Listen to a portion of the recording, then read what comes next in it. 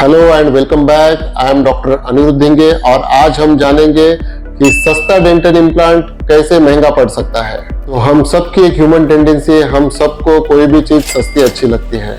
हम जब भी मार्केट में जाते हैं तो हम ढूंढते हैं कि हमें सस्ता कहाँ पे मिल सकता है या ज्यादा से ज्यादा सस्ता कहाँ पे मिलेगा। तो ये एक ह्यूमन नेचर है, उसे कोई टाल नहीं सकता है। पर डेंटल इम्प्लांट जो प्रोसीजर है वो डेंटल इम्प्लांट हमारे मुंह में सालों साल रहने वाला है और उससे हम खाना चबाने वाले हैं। जो डेंटल इम्प्लांट है वो हमारे हड्डी के साथ फिक्स होके रहने वाला है। इसीलिए जब भी हम डेंटल इम्प्लांट करने के लिए जा रहे हैं तो खाली प्राइस के लिए नहीं देखना चाहिए कि कितना सस्ता हो सकता है। इसके साथ साथ हमें ये भी देखना चाहिए कि कौन सा डेंटल इम्प्लांट हो रहा है।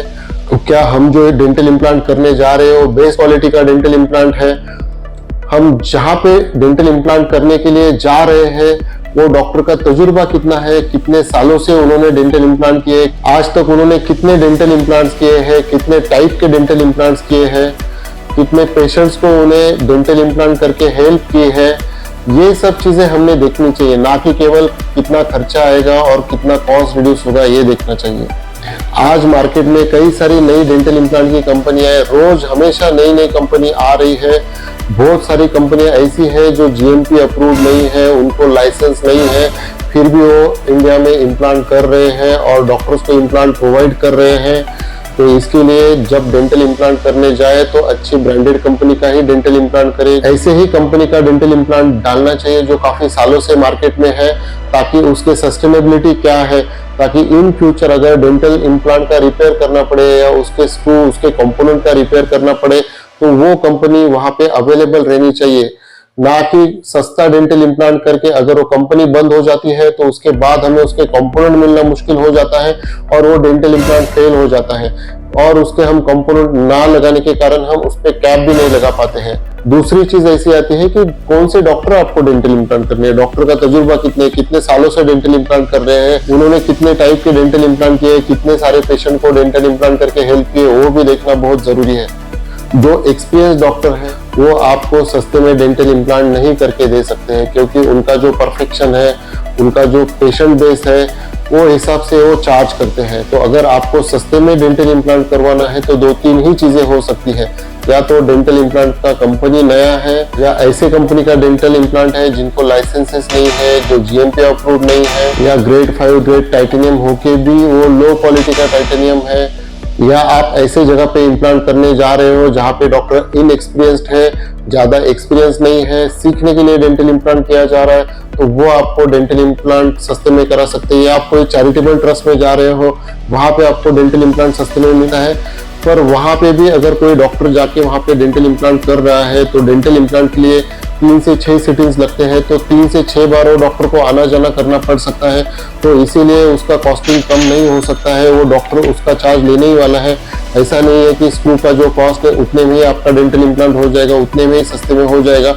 डेंटल इम्प्लांट जो है सालों साल आपके मुंह में रहने वाला है, काफी सालों तक आपको वो चबाने के लिए मदद करने वाला है। हमारे पास कई ऐसे केसेस आते हैं जहाँ पे डेंटल इम्प्लांट फेल हो गया है क्योंकि प्रॉपरली फिक्स नहीं किया गया है, प्रॉपरली उसका डायरेक्शन नहीं है, एंगुलेशन चेंज है।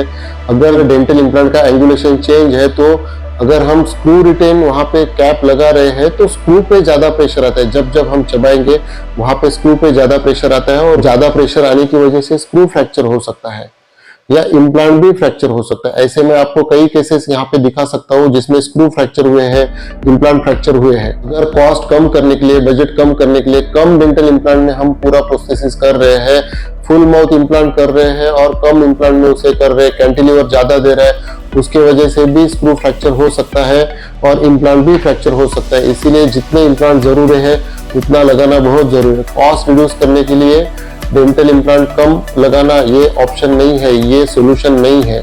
अगर हमें कॉस्ट रिड्यूस ही करना है तो ओवर डेंचर कर सकते हैं या 2 इम्प्लांट के ऊपर निकालने डालने वाला डेंचर भी कर सकते हैं।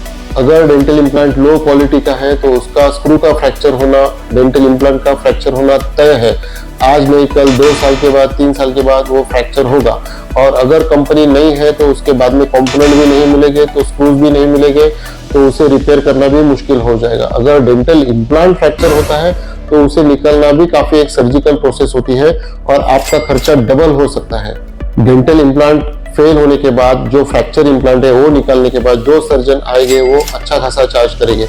इसलिए आपको डेंटल इम्प्लांट करने के लिए जितना खर्चा आया है उससे दोगुना खर्चा डेंटल इम्प्लांट निकालने के लिए आ सकता है।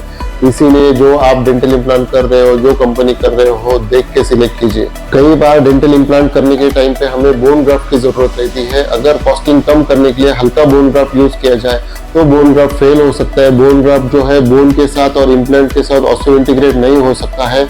तो इसीलिए अच्छा बोन ग्राफ्ट यूज करें, और अच्छा बोन ग्राफ्ट यूज करना है तो आपको उसका कॉस्ट पे करना होगा। कम कॉस्ट में इम्प्लांट करने का ट्राई करोगे या कम कॉस्ट में बोन ग्राफ्ट करने का ट्राई करोगे तो वो डेफिनेटली फेल होने के लिए जाने वाला है। अगर हमें ऊपर का इम्प्लांट करना है, अपर जॉ का इम्प्लांट करना है, साइनस के नीचे करना है, जगह नहीं है तो साइनस लिफ्ट करके या इनडायरेक्ट साइनस लिफ्ट करके या डायरेक्ट साइनस लिफ्ट करके डेंटल इम्प्लांट करना है तो ऐसी जगह पे वहां पे बोन ग्राफ्ट करना पड़ता है। अगर वहां पे हमने हल्का बोन ग्राफ्ट यूज किया और अच्छे क्वालिटी का बोन ग्राफ्ट यूज नहीं किया तो वहां पे इम्प्लांट फेल हो सकता है। और अगर वहां पे इम्प्लांट फेल हो गया और चबाने के टाइम पे साइनस में चला गया या इम्प्लांट करने के टाइम पे ही साइनस में चला गया तो साइनस से निकलना काफी एक्सपेंसिव हो सकता है। जो आपके सर्जन आएंगे वो काफी अच्छा चार्ज कर सकते हैं।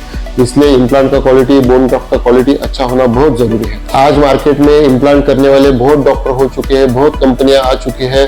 तो अगर हमें ज़ाइगोमैटिक इम्प्लांट यानी ज़ाइगोमैटिक बोन में अगर इम्प्लांट करना है और डॉक्टर स्किल्ड नहीं है तो बहुत बार जो ज़ाइगोमैटिक डेंटल इम्प्लांट है वो आँख के रिज में जा सकता है या आँख में जा सकता है। आँख में आई प्रोक्टोसिस हो सकता है यानी आई बॉल बाहर निकल सकता है या आँख डैमेज हो सकती है, आँख का दिखना कम हो सकता है। इसीलिए अगर ऐसे इम्प्लांट आप करने जा रहे हैं तो कॉस्ट के लिए बिल्कुल नहीं देखना चाहिए। अगर आप कॉम्प्लेक्स सर्जरी के लिए जा रहे हैं, कॉम्प्लिकेटेड डेंटल इम्प्लांट के लिए जा रहे हैं या आपके पास बोन नहीं है और आपको डेंटल इम्प्लांट करना है तो ऐसे सिचुएशन में सस्ते डेंटल इम्प्लांट के लिए बिल्कुल नहीं जाना चाहिए। नए डॉक्टर के पास बिल्कुल नहीं जाना चाहिए जिनका तजुर्बा काफी अच्छा है, जिन्होंने ऐसे कॉम्प्लिकेटेड केसेस बहुत सारे किए हैं। भले उधर पैसे थोड़े ज्यादा लगे तो हमने वहां पे ही डेंटल इम्प्लांट कर लेना चाहिए। अगर हमारे पास पैसे नहीं है तो बेटर ऑप्शन है हम निकालने डालने वाले डेंचर के लिए जाए, ना कि डेंटल इम्प्लांट के लिए जाए। अगर हमें सस्ता सोल्यूशन चाहिए तो ये ठीक है क्योंकि इसमें एटलीस्ट कॉम्प्लिकेशन तो नहीं होगा। और अगर हमें फिक्स दांत के लिए जाना है और कॉम्प्लिकेटेड सर्जरी के लिए जाना है तो तजुर्बे वाले डॉक्टर के पास, जिनको एक्सपीरियंस है, उनके पास ही जाना चाहिए। लेकिन इसीलिए अच्छे कंपनी का डेंटल इम्प्लांट चाहिए, अच्छे तजुर्बे वाले डॉक्टर चाहिए ताकि कॉम्प्लिकेशन हैंडल कर पाए या कॉम्प्लिकेशन हो ही ना। और अच्छे क्वालिटी का बोन ग्राफ्ट यूज करना चाहिए। ये सब होगा तो ही इम्प्लांट अच्छा होगा, और ये सब करना है तो एक इम्प्लांट का अच्छा खासा कॉस्ट आपको देना पड़ेगा, इसमें कोई दो राय नहीं है। अगर आपके माइंड में इससे रिलेटेड कुछ कंफ्यूजन है, आपको कुछ पूछना है और कुछ दिक्कत है और कुछ जानकारी चाहिए तो आप मुझे कमेंट बॉक्स में पूछ सकते हैं या दिए गए हेल्पलाइन नंबर पे आप इंक्वायरी कर सकते हैं, कॉल कर सकते हैं।